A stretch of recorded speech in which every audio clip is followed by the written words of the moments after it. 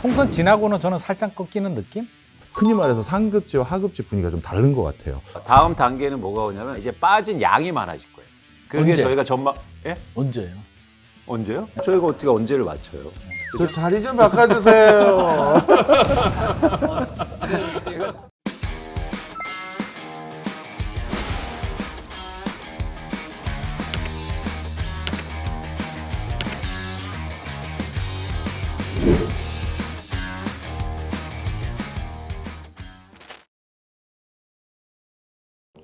안녕하세요. 지식이 되고 돈이 되는 시간 부동산 클래스의 정재훈입니다. 자, 오늘은 총선 이후에 부동산 시장 전망 및 대응 전략에 대해서 한번 다양한 의견 듣는 시간을 갖도록 하겠습니다. 김인만 부동산 경제연구소의 김인만 소장님 모셨습니다. 어서 오세요. 안녕하세요. 네. 명지대 박정호 특임 교수님 모셨습니다. 네, 안녕하세요. 네. 자, 마지막으로 광순의 복덕방의 이광수 대표님 어서 오세요. 네, 안녕하세요. 네, 아유 반갑습니다. 오늘 뭐 귀한 시간 또 이렇게 내주셔서 너무 감사드리고요. 요즘 뭐 굉장히 많이 바쁘시죠? 제일 바쁘실 것 같은데. 열심히 일하고 있고요. 또 불러주시는 곳이 좀 많아서 네, 그러고 있습니다. 네, 갈수록 댄디해지신다는. 옷이 이거 하나여서. 네. 우리 저 광수 형님 모시고 명지대에서 실물투자 대학원을 이제 하나 또 오픈하거든요. 네. 그래서 저희 또 교수님으로 오실 거예요. 네, 네네네. 그래서 뭐 신입생 모집해야 되고, 근데 뭐 연락이 잘 안 돼요. 너무 스타라서. 예. 하여튼 많은 분들 우리 이제 교수님이라고 또 호칭을 해드려야겠네. 네, 교수님 강의 들으러 많이 오십시오. 네네. 아유, 뭐 총선 지나고 뭐 여기저기 또 불러주셔서 또 이렇게 열심히 하고 있고요. 분위기가 좀 저는 미묘하게 좀 달라진다라는 느낌이 좀 들긴 하는데 궁금합니다. 최근에 또 이스라엘 상황도 그렇고 굉장히 다이나믹하게 부동산이 역시 재밌는 것 같습니다. 자, 본격적인 토론 시작에 앞서서요. 뭐 댓글 이벤트 저희가 좀 진행하고 있는데요. 오늘 영상을 보신 후에 댓글을 달아주시는 분들께 푸짐한 경품이 좀 준비되어 있으니까요. 자세한 내용은 이렇게 영상 하단에 고정 댓글을 확인해 주시기 바라겠습니다. 자, 최근에 이제 나오는 부동산 지표를 보면요. 여전히 좋지 않은 지표와 그리고 조금은 회복된 듯한 지표가 상반되는 것 같은데요. 세 분의 전문가분, 현재 시장 분위기 어떻게 좀 진단하고 계신지 한번 말씀 한번 여쭙겠습니다. 제가 먼저 말씀드릴까요? 일단 저희가 단기 지표로는 아파트 실거래값 판매 지수, 매매 지수가 있고요. 그 다음에 이제 거래량을 볼 수 있는데 서울만 말씀드리면 최근 한 4, 5주간 계속 하락하다가 상승 모습을 보이고 있고요. 특히 제가 주목하는 건 3월 서울 아파트 거래량입니다. 저는 한 예상으로 3,800건 정도 예상하고 있는데 그렇게 되면 뭐 1월과 2월 대비해서 2,000 중반대에서 한 1,000건 이상 올라오는 거기 때문에 이렇게 보면 가격 지수가 올라가고 있고 그 다음에 거래량이 증가하고 있으니까 완연하게 조금씩 회복하고 있다고 판단할 수는 있겠죠. 그런데 저희가 그 속내를 좀 살펴보면요. 실거래가를 실제적으로 조사해 봤더니 어떤 현상이 있냐면 매매 가격 지수가 올라간 건 한국 부동산에서 나타나는 게 호가, 그러니까 거래가 잘 안 되면 호가를 기반으로 해서 지수를 산정하잖아요. 그러다 보니까 최근에 매물이 증가하면서 단기적으로 그러니까 지수가 상승세로 전환된 전 효과가 좀 있다고 보고 있고요. 그리고 3월에 거래량 증가하는 게 좀 의미가 있는데 그것도 제가 다 한번 조사해 봤어요. 전수조사를. 그랬더니 거래가 증가한 지역의 공통점이 하나가 뭐냐면 가격이 떨어진 곳에 거래가 증가했습니다. 실거래가. 그러니까 지금 시장은 뭐 가격이 오른다거나 그리고 올리면서 아파트를 사는 그런 시장 상황은 아니고 가격이 일시적으로 좀 조정되고 시장이 좀 안 좋은 상황 속에서 일부 수요자가 시장에 들어오는 분위기가 아닐까. 그렇게 되면 이런 시장의 변화가 지속 가능성이 좀 적지 않느냐 이렇게 판단하고는 있습니다. 예, 저는 지표를 통해서 얻은 키워드가 이번엔 두 가지인 것 같습니다. 서로 다른 분위기라는 단어 하나랑 그 다음에 관망세. 이 두 가지 단어입니다. 일단 관망세라는 단어가 저는 이번에 더 놀라웠는데요. 예전에 총선 때 보면 항상 선거용 우리가 믿고 싶은 거짓말 공약들이 많이 나오잖아요. 이번에도 여러 GTX를 비롯해서 여러 부동산과 관련된 이슈들이 있는 공약들이 나왔는데 이제 국민분들께서 상당히 뭐라 할까요? 스마트해지셨어요. 예전 같으면 이런 것들에 대해서 들썩들썩 반응을 하는 구간들이 있을 텐데 이번엔 전혀 없었던 게 아주 특이점이죠.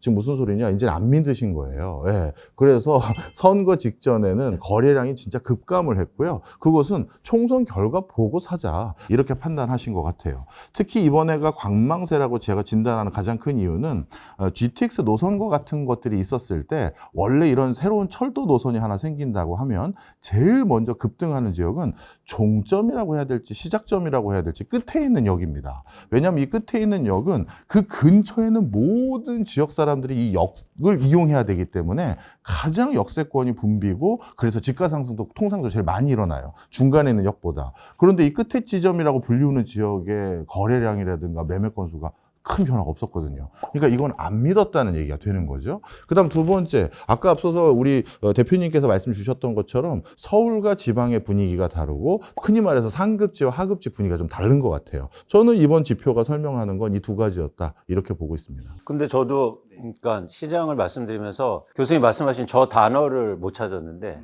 저 단어가 정확한 것 같아요. 네. 뭐요? 관망세. 관망세. 네, 그 단어가 네. 너무 좋고 네. 아, 나 그 단어가 참 안 찾아졌는데.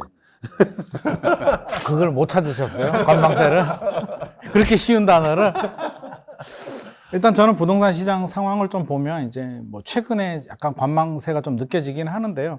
이제 총선이 중요한 이벤트이긴 했습니다. 이제 박정호 교수님께서 국민들이 안 믿었다라고 하는데 당연히 안 믿죠. 그럼 한두 번 속겠습니까? 그리고 공약 내용을 보면 GTX 이미 나왔던 얘기들이고요. 메가시티 당장 되겠나? 사실 실현 가능성 자체가 사실 국민들이 집값 상승에 대한 기대감을 느낄 만한 그런 공약들은 저는 별로 없었다고 봅니다. 그래서 공감을 좀 안 한 부분이 있고 제가 최근에 다녀온 지역이 송파구에 좀 다녀왔습니다. 잠실 엘스하고 이제 헬리오시티를 좀 체크를 했는데요. 저는 송파구가 굉장히 좀 서울에서는 좀 표준화되어 있고 최근에 헬리오시티도 9,510세대 새 아파트의 서울의 중산층 정도 완전 너무 잘 나지도 않지만 그래도 못 나지도 않은 좀 괜찮은 지역인데 다녀오니까 좀 두 가지 좀 재밌는 점을 좀 발견했는데요. 먼저 엘스를 가보니까 표면적으로는요. 2021년에 최고가가 27억까지 거래가 됐습니다. 그러다가 2022년 1차 하락이 왔을 때 10층 이상 기준으로 한 19억 정도까지 떨어졌다가 최근에 조금씩 올라서 24억은 거래가 됐더라고요. 그러니까 집주인들은 25억을 부르고 있습니다. 여기까지만 보면 올랐죠. 이제 부동산 사장님에서 재밌는 얘기를 하나 해주시더라고요. 실제로 27억은 우리가 최고가 27억이라고 하는데 27억은 어쩌다가 튄 거래다. 그 당시에 25억이 이제 주로 동이나 층에 따라서 24억도 있고 25억도 있는데 27억 거래가 됐을 때 분위기가 뭐지? 누가 거래를 한 거야? 라는 이야기가 나왔다는 거예요. 그러면 27억에서 24억이 아니라 25억에서 24억이고 25억 호가를 부르면 전고점 가까이 왔다는 겁니다. 현장 분위기는. 자, 여기까지만 보면 올라가는 거 아니야? 라는 생각이 드는데 속내를 살펴보면 총선 이후에 분위기가 좀 달라지고 있다. 총선 결과를 보니까 여서야 되네? 집값 상승에 대한 기대감이 좀 낮아졌죠? 금리 인하도 좀 될까? 올해 안 될 것 같죠? 기다려봐도 되겠다. 역시 관망세로 좀 돌아서고 있는 상황입니다. 잠실 분위기를 보면은요. 헬리오시티는 좀 더 달라요. 좀 거래가 좀 더 잘 되더라고요. 여기는, 이 동네는 왜 이렇게 잘 되는 거예요? 총선 이후 분위기 영향을 안 받는 거라고 하니까 부동산 사장님은 일단 아직까지는 받지 않고 있다. 왜냐하면 토지거래가 구역 대상도 아니고 잠실 가격이 올랐기 때문에 다음 단계인 헬리오시티로 들어오게 되고 아직까지는 그런 분위기예요. 전체적으로 본다면 총선 지나고는 저는 살짝 꺾이는 느낌? 아까 이광수 대표님이 거래량을 말씀하셨는데 3월 거래량 굉장히 높게 나왔잖아요. 저는 이 흐름이 이어지기는 좀 힘들 것 같아. 최근에 분위기를 보면 아마 한 5월, 4월, 5월 거래량이 나오면 저는 다시 한 2,000건대로 내려가지 않을까 생각이 됩니다. 근데 아까 김희만 소장님 되게 흥미로운 말씀하셨는데 중개소 사장님이 27억은 좀 일회성이다 말씀하셨잖아요. 그럼 19억 떨어진 것도 일회성이에요. 그럴 수도 있죠. 네, 그러니까 19억에서 24억 올랐다고 그래서 엄청 올랐다고 표현하는 것도 네. 사실 그때 그 한 건으로 떨어진 거기 때문에 지금 많이 오른 것도 사실 아니다.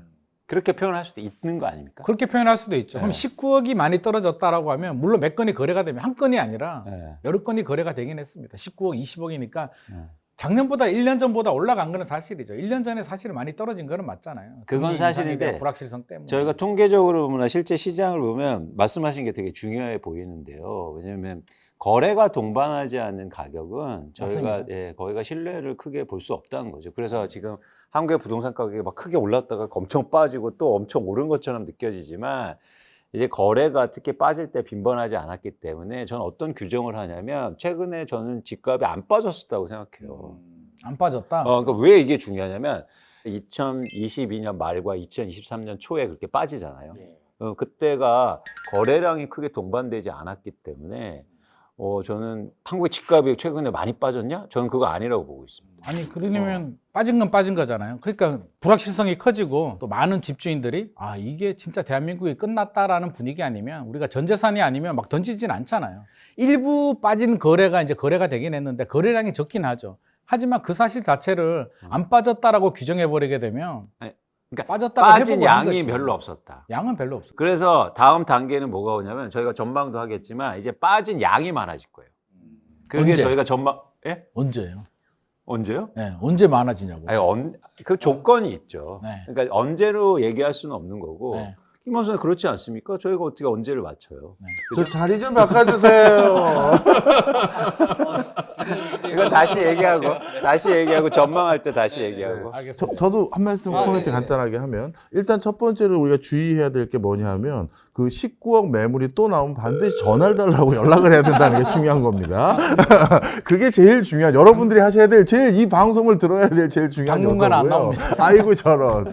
그다음 두 번째는 이 거래량이 굉장히 중요한 요소거든요. 그런데 이번에는 저희가 예년에 거래량을 통해서 이 정도면 시장의 흐름을 관망할 수 있다라는 거래량보다는 볼륨이 좀 낮아질 수밖에 없는 건 분명히 있어요. 왜냐하면 한 사람은 생에 뭐 맥스 쳤을 때 통상적으로 3번 정도 집을 사잖아요. 네네. 그런데 2017년부터 2020년 근처까지 이미 집을 장만한 거래량이 예년에 비해서 근 50% 이상 압도적으로 많았거든요. 그러니까 자리매김을 해버린 거예요. 그런 게 바로 요 근처인데 불과 2, 3년 만에 어떤 분은 물론 5년 정도 되겠지만 5년 만에 또 다시 이렇게 왔다 갔다 집을 수입한다는 건 굉장히 빠른 거거든요. 이 부동산이라는 것은. 그렇기 때문에 요번에 우리가 어떤 변화를 진단할 때는 예전보다는 거래 볼륨감을 작게 잡아도 된다. 네. 저는 굉장히 공감하는 부분이고요. 사실 거래량이 폭발적으로 늘어나기에는 이미 살 사람들은 많이 샀고요. 급한 사람들은 많이 팔았고요. 거래가 되더라도 일부 사례들, 앞서서 이제 헬리오시티가 거래가 제가 좀 늘어났다라고 말씀을 드렸는데 물어봤습니다. 도대체 어떤 분들이 거래를 하는 거예요? 이 분위기에 막 사야 되는 뜨거운 분위기도 아닌데 라고 하니까 실수요자들 중에서 3분의 1은 입주하시는 분들, 3분의 1은 전세를 끼고 사는데 어떤 분이냐면 강동구에서 넘어오시는 분들. 상급지로. 강동구보다는 송파구가 상급지니까 어차피 떨어지면은 강동구도 떨어지는 거고 오르면 같이 오르는 거니까 이번 기회에 그냥 갈아타자 하시는 분들이 있고 그럼 파시는 분들도 있잖아요. 왜 파는 거야?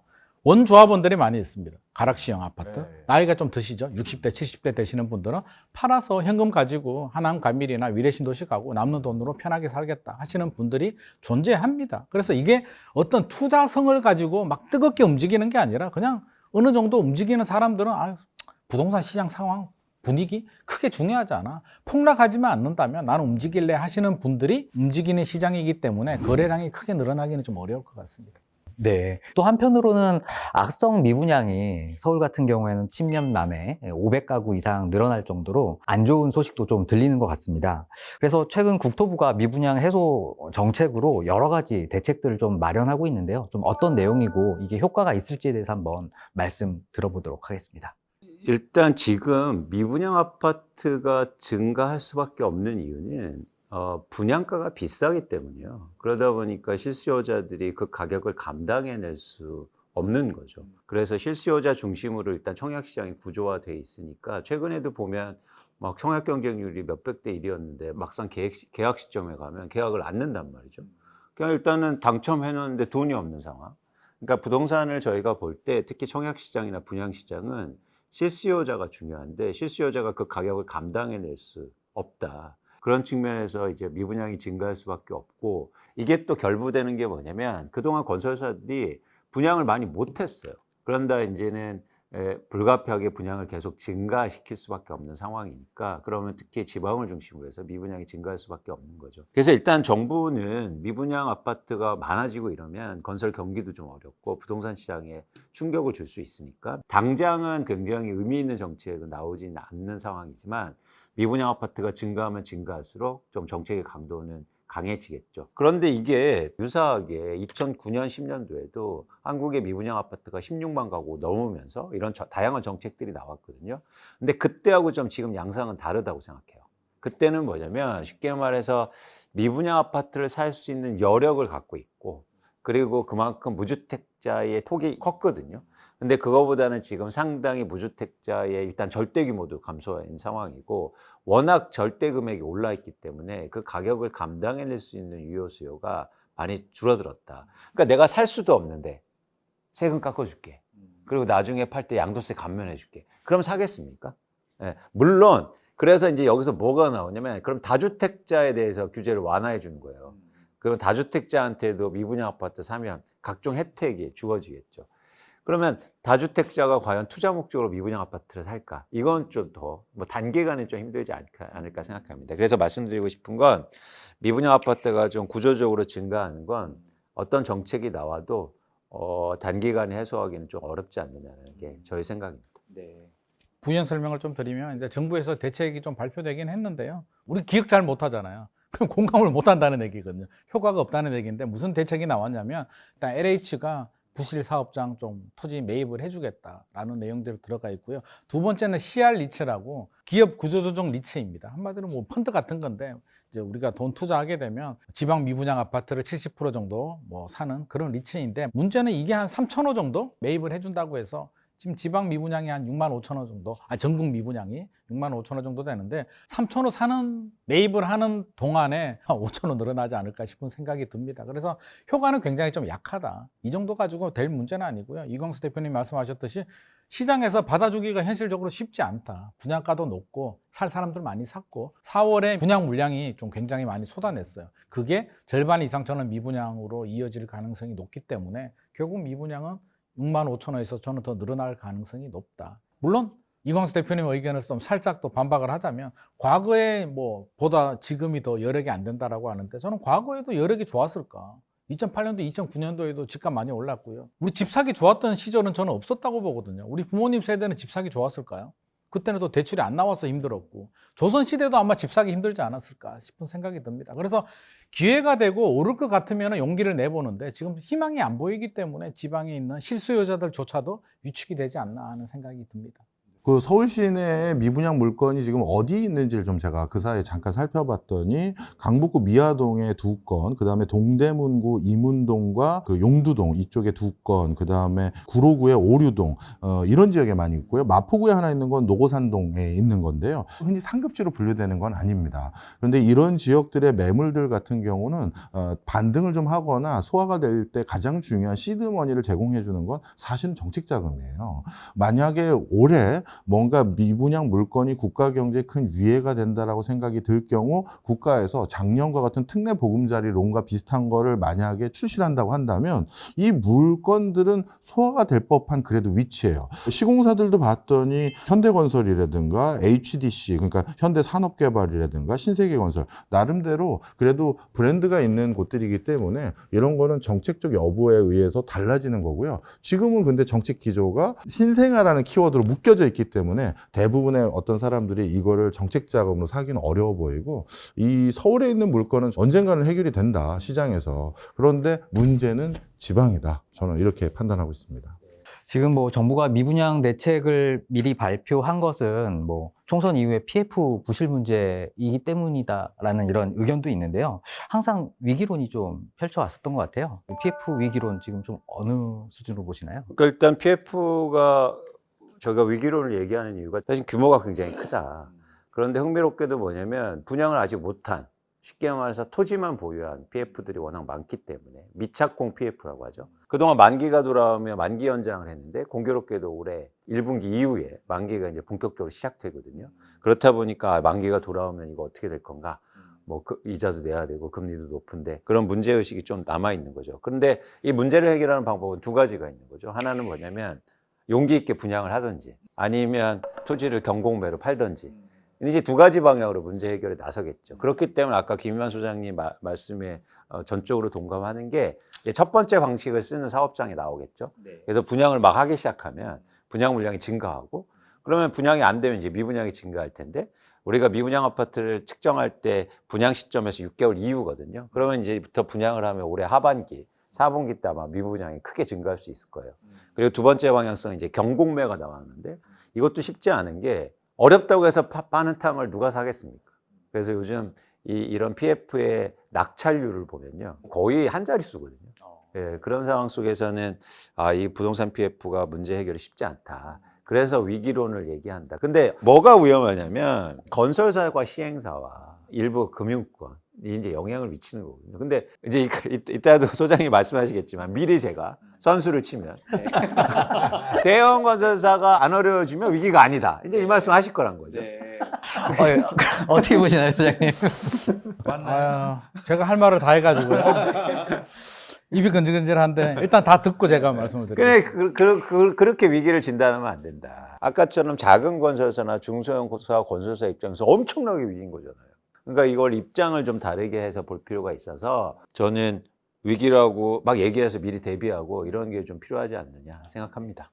일단은 위기에 대한 좀 정의가 좀 필요하긴 할 것 같습니다. 그래서 이제 우리가 생각하는 위기론, 뭐 제가 생각하는 위기론이 될 수도 있는데 우리가 IMF 외환 위기도 겪었고 뭐 보험사나 증권사들 일부 옛날 저축은행 사태처럼 그런 걸 저는 진짜 위기다라는 생각인데 아마 그렇게 가기까지는 아마 정부가 좀 적극적으로 개입을 할 것 같고요.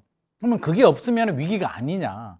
저는 그렇게 보지는 않습니다. 위기가 없다라고는 제가 말씀드리지 않습니다. 위기론의 정의가 좀 달라질 뿐이고요. 말씀하신 것처럼 중소건설사들 굉장히 힘들죠. 이광수 대표님께서 이제 말씀을 해주셨는데 해결할 수 있는 방법이 이제 건설사 입장에서 본다면 용감하게 분양을 하는 방법. 근데 지금 용감하게 분양했다가 용감하게 그냥 물에 빠져 죽습니다. 그래서 사업을 못하는 땅에 대해서 이제 경공매로 넘겨야 되는데 그걸 받아줄 수 있는 없습니다. 제가 볼 때는. 왜? 아니 일군 대형 건설사들도 지금 PF에 수조 원이 물려 있는데 지금 그 땅을 굳이 저렴하다는 이유만으로 구입할 수 있는 사람은 없고요. 그러면 개인이 사줘야 되는데 개인이 수백억 수천억 되는 땅을 어떻게 사겠습니까? 결국 국가가 나서야 되는데 나온 대책에 LH가 매입을 해준다는데 LH가 몇 개를 매입을 할 수가 있겠습니까? 실질적으로 쉽지가 않다. 그러면 시장에서 무주택자들이 내 집 마련을 해줘야 되는데 무주택자 입장에서는 기대감이 낮고 분양가가 또 너무 비싸요. 최근에 제가 일주일에 한 3개, 4개 단지 정도 청약 단지를 분석하는데 깜짝깜짝 놀랍니다. 지방 중소도시들도 전용 8사 분양가가 5억 원 이하는 나오지가 않습니다. 다 5억이 넘어요. 그러면 서울 같은 경우는 이제 대지비가 60%, 건축비가 40%, 30% 정도인데 최근에 지방을 보니까 건축비가 75%, 80%까지 올라갑니다. 결국 건축비가 이렇게 올라간다는 얘기는 지방의 분양 가격이 다 올라간다는 얘기고 지방의 수요자들이 받아들이기에는 굉장히 무리다. 그러면 건설사들이 헐값에 분양을 해야 되는데 그게 가능하겠습니까? 여러 가지 악조건들이 물려있기 때문에 건설사들이 1년, 2년 버티기는 좀 어려울 것 같습니다. 그러면 제가 볼 때는 결국에는 정부가 과거처럼 공격적인 규제 완화, 뭐 세제 혜택, 양도세 면제라든지 이런 카드가 저는 나오지 않을까. 나와야 지금이라도 그나마 골든타임이 남아있을 때 어느 정도 좀 소화를 할 수 있지 않을까 생각을 합니다. 근데 저도 사실 공공기관 출신이거든요. 그러다 보니까 이 부분은 좀 바로 잡아야 되는데 국가에서 어떤 그 일을 할 때 2가지 축으로 고민을 하시면 됩니다. 새로운 걸 기획하는 업무들이 있고요. 유지, 관리, 처리하는 업무가 있어요. 근데 새로운 걸 기획하는 업무 때는 정권이 바뀌면 그 기획자들이 다 새로 들어오죠. 예, 청와대 다시 다 입각하고 장관 바뀌고. 그래서 그 기획이 잘 되느냐 못 되느냐는 선거 결과에도 영향을 받기도 하고 그리고 그 기획자들의 역량이나 어떻게 보면 가치관에 따라서도 또 성패가 좌지우지 되는 게 사실입니다. 그런데 이 위기를 관리하고 해결하고 그다음에 위기로 불거지지 않게끔 무마하는 작업은 말 그대로 관료들이 하거든요. 쉽게 해서 늘 공무원들이 해요. 이분들은 정권이 바뀌었다고 해서 공무원 숫자가 갑자기 달라지는 게 아니에요. 그래서 이런 위기들을 같은 경우는 기획 업무가 아니거든요. 수습하고 관리하는 건데 그런 차원에서는 늘 했던 일이에요. 그래서 이 위기가 불거지느냐 안 불거지느냐가 제일 중요한 요소는 위기임을 인식했느냐, 인식하지 못했느냐가 중요해요. IMF 외환위기 때는 단기 외채가 이렇게 많이 발행됐고 그래서 국고가 부족했는지 몰랐기 때문에 우리가 사단이 난 것이고 근데 지금은 금감원 원장, 한은 총재, 그다음에 기재부 장관 이게 다 모여다니면서 뭘 같이 해보자라고 하잖아요. 그 얘기는 일단 위기로 알기 때문에 야 처리하면 우리나라에서 그 처리를 할 수 있는 역량이 있어요. 그래서 이게 국가의 위기는 아니다 이렇게 말씀을 드리고, 그러면 누구의 위기냐? 개인들에게 위기일 것 같아요. 아까 우리 박사님께서 말씀 주신 것처럼 이미 조성 단가가 너무 올라가서 이제는 건설회사도 미분양을 처리하고자 해서 가격을 낮춰주려고 해도 낮춰줄 수 없는 구간이 돼버린, 그러니까 금액 자체가 높아버린 게 있고요. 그 다음에 지역에서의 어떤 투자의 미래성 이런 것들이 옛날 같지 않을 거다, 이런 인식들이 너무나도 공감대가 커지면서 이 지역에 있는 미분양 물건은 이복현 금감원장이 상당 부분 옥석을 가릴 때 지방 것들은 상당히 투자 손실을 보시는 분들이 늘어날 것 같아서 그 부분은 좀 제가 걱정이 됩니다. 네, 뭐 말씀처럼 금융감독 원장께서는 옥석 가리기를 이제 2, 3분기에 시작을 하겠다라고 말씀을 하셨는데, 옥석 가리기 어떻게 진행이 되고 또 효과는 어느 정도일지 어떻게 생각하실까요? 이 구조조정할 때 옥석 가리기란 말이 되게 많이 나오는데요. 저는 이제 제안을 하나 드리자면, 지금 부동산 PF의 가장 큰 문제는 옥이 아니고 석이에요. 왜냐하면 옥석을 가려서 옥만 지원해 주겠다 이런 식으로 나오거든요. 아까 교수님 말씀하신 거 전적으로 공감하는데, 그러니까 예상치 못한 일이 벌어졌을 때 위기가 발생하죠. 그게 대표적으로 강원도에 있었던 그런 PF 문제였습니다. 금액은 적었지만 금융시장에 큰 타격을 줬거든요. 예, 그런데 레고랜드 사태라고 저희가 하면 안 됩니다. 왜냐하면 레고랜드가 문제를 일으킨 건 아니거든요. 레고랜드 사장이 제 친구였기 때문에 아주 친하죠. 굉장히 싫어합니다. 친구라고 또 그렇게 말씀하시는 거예요? 굉장히 싫어합니다. 레고랜드가 한 일이 아닌데. 예, 어쨌든. 그러니까 그때는 2천억 원으로 우리나라 금융시장이 얼잖아요. 근데 위기는 또 다른 종류의 위기가 있어요. 그게 뭐냐면 회색 골프소라는 건데, 알아도 당해요. 그러니까 그게 아까 교수님 말씀하니까 블랙스완이고 과거에 없던 일이고, 알아도 당할 수 있단 말이죠. 그러니까 사실은 저는 부동산 PF가 워낙 규모가 크기 때문에 저희가 예상치 못한 위기가 아니었음에도 불구하고 알면서 당할 수도 있다. 그래서 이게 중요해요.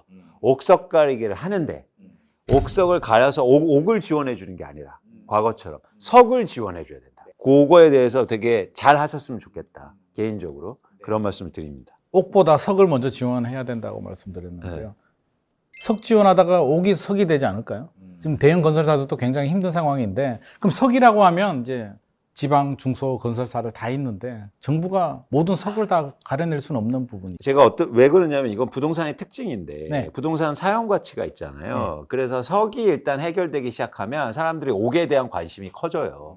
그러니까 무슨 얘기냐면 지금 석이라는 게 지방 미분양을 말씀하시는 거예요? 그렇습니다. 네네. 지방 미분양이나 지방 PF 엄청 나쁜 거. 그렇죠. 그렇죠. 그러니까 그렇게 되면은 그럼 사람들이 예를 들어서 땅 살려는 사람들, 지방에 이런 거 정부가 사주면 내가 살 거 이제 없어지는 거 아니야? 이런 생각이 든단 말이죠. 그러면 이제 사람들이 옥에 대한 관심은 시장에서 자연스럽게 생겨요. 옥만 해주면 이건 끝나는 겁니다. 근데 규모가 너무 크기 때문에 영향이 클 수 있다. 이거는 뭐 제 개스인데요. 뭐 해결 방법 중에서 이광수 대표님이 말씀하신 것처럼 석부터 지원하면 옥까지 반등하는 거, 그건 당연한 건데, 이복현 금융감독원장은 석은 상당히 많은 손실을 감내하더라도 누군가가 책임을 물고 없애버리려고 할 것 같고, 옥만 살리려고 하는 것 같아요. 그 이유가 옥뿐만 아니라 석까지 다 살린다는 건 선거에서 굉장히 유리한 거거든요. 모든 사람들을 다 지원해 주겠습니다. 지방에서도 호재로 작용할 수 있어요. 그런데 그거를 선거 전에는 어떻게 할지 가이드를 제공하지 않고 선거 뒤까지 미뤘다는 건 아까 두 분이 말씀하신 것처럼 이번에 부동산 PF 문제는 규모가 굉장히 크거든요. 그러니까 정부 입장에서도 이걸 다 감내하기에는 이것도 상당히 정부가 출혈을 해야겠는데 생각을 했는데, 그럼 출혈을 하지 말고 선거 끝나고 처리하자라고 결정을 했다는 건 그 얘기는 석은 일부 날리겠다라고 판단한 걸로 짐작이 됩니다. 그렇게 판단하면 문제가 커질 수 있다고요. 커질 수도 있는데, 저는 박정호 교수님 의견에도 굉장히 공감하는 부분이, 석을 살릴 것 같으면 총선 전에 이미 포퓰리즘으로 이미 발표를 했을 것 그럴 것 같고, 같아서. 대한민국이 지금 옥과 석을 다 살리기에는 현실적으로 어렵다. 이 PF 문제가 건설사의 문제잖아요. 따지고 보면 자기들이 민간 사업을 하다가 지금 문제가 생겼는데, 전세 사기 문제도 지금 정부가 해결을 못하고 있는데, 돈 벌려는 이익 사업에 대해서 부실이 생겼다고 해서 정부가 개입을 해야 되는데, 정부는 어떤 기준으로 개입을 할까요? 제가 금감위원장이면 두 가지를 볼 것 같습니다. 하나는 애들 때문에, 이 PF 때문에 국가 경제가 어떤 영향을 받지? 금융시장이 뿌리채로 흔들릴까? 이걸 차단을 해야 되는 게 첫 번째 목적일 것 같고요. 두 번째는 시장의 수요자들 어떤 반응을 줄까? 투자 심리의 급격한 위축, 순식간에 파도가 칠 수도 있거든요. 그러면 예를 들어서 일군 건설사들, 이름만 들어도 아는 건설사가 위기가 생기고 법정 관리에 들어갔다. 어떻게 될까요? 대기업이 이건 답이 없다. 사야 되는 사람들도 안 사고요. 많은 집주인들이 멀쩡하던 물건까지도 망가져 버릴 수도 있기 때문에 정부는 저는 이런 고리는 막으려고 노력을 할 것 같습니다. 결국에는 이게 옥을 살리는 정책이 되는 거고 석 살리는 정책은 아마 민간한테 맡길 것 같습니다. 세제 혜택 정도. 지방 미분양을 사게 되면 5년간 양도세 면제해 줄게. 뭐 은행들 니들 저리 대출 좀 해줘. 그 정도에서 민간에서 소화하도록 좀 내버려 둘 것 같고요. 옥에 대해서는 저는 이런 파국을 막으려면 이런 지원책은 좀 나오지 않을까 생각이 됩니다. 안타깝지만. 네. 옥석 가리기에 대한 어떤 기준 마련도 좀 필요할 것 같고요. 그러면 이제 총선 이후에 어떤 분위기가 좀 반전될 거다라는 이런 의견도 있는데 어떤 정책이 앞으로 좀 나올 건지에 대한 말씀 한번 좀 부탁드릴게요. 총선 이후에 반전이 될까요? 제가 한번 찾아봤어요. 21대는 도대체 결과가 어떻게 했나. 지금하고 거의 비슷해요. 지금 뭐 참패다, 난리가 났다라고 하는데 원래 참패였습니다. 달라진 건 없는데 뭐가 달라졌냐면 기대감이죠. 3월 초만 하더라도 뭐 분위기가 여당이 나쁘지 않았으니까 처리되지 않았던 소득세법, 주택법 개정 좀 하고 발표만 하고 법 개정이 안 된 거 좀 개정이 되면 좀 나아지겠지라는 기대감이 있었던 것 같은데 지금 그 기대감이 없기 때문에 총선 이후에 매도자 시장 입장에서 보자면 뭔가 긍정적인 게 뭐가 나올 수가 있을까. 지금 정치 구도 하에서 야당이 규제를 풀어준다? 말이 안 되는 얘기잖아요. 집값이 폭락하면 문제는 달라질 수는 있어요. 2022년 12월처럼 폭락하면 여당이고 야당이고 어디 있습니까? 국가 경제가 달렸는데 지금 보합을 유지하는데 뭐 어떤 규제 완화 대책이 나온다?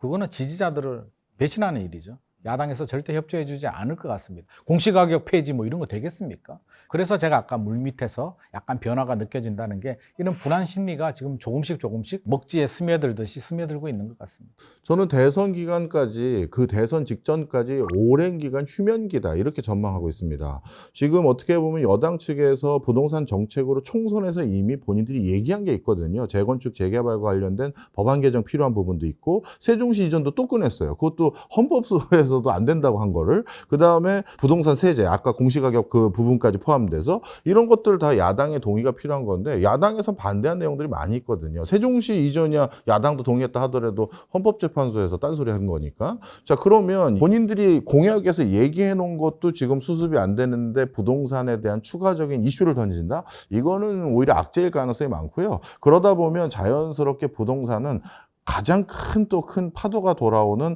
대선 직전까지는 휴면기로 상당히 거래량이 자잘하면서 그때까지 이어질 가능성이 많아 보이고 단 뭔가 급락할 기조가 있다. 중동에서 문제가 터졌거나 금리가 상당 기간 고금리가 유지된다. 그럴 경우에는 또 지난번처럼 작년에 사실 부동산이 오를 이유가 없었어요. 그런데 특례 보금자리론으로 하방을 완전히 단단하게 받쳐주니까 이게 버티더라고요. 왜냐하면 경기를 완전히 죽일 수는 없다는 판단 아래 하방만 맞고 상방까지는 기대할 건 없어 보인다. 대선 전까지. 저는 그렇게 보고 있습니다.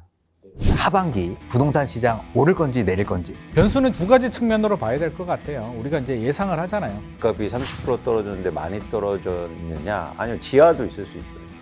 금매를 잘 잡으시면 굉장히 좋은 기회를 얻을 수 있다고 말씀을 드리고 싶습니다. 그래서 그 파는 사람들을 알면 왜 호가를 낮추는지 제가 다음 주에 말씀드리겠습니다. 야, 이거 줄 아시네.